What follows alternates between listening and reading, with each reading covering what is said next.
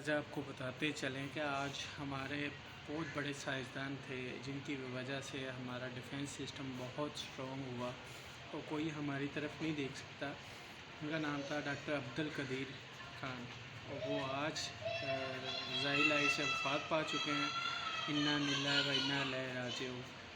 تو آپ سب دوستوں سے یہی ہے اپیل ہے کہ ان کے لیے دعائے فاتحہ پڑھیں، اللہ تعالیٰ انہیں جنت الفردوس میں اعلیٰ مقام عطا فرمائے، کہ ان کی وجہ سے ہم آزاد بیٹھے۔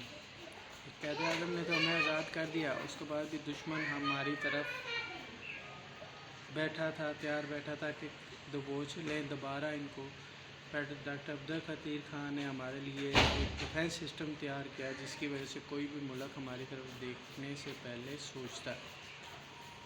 تو سلوٹ کرتے ہیں، اللہ تعالیٰ انہیں جنت الفردوس میں اعلیٰ مقام عطا فرمائے،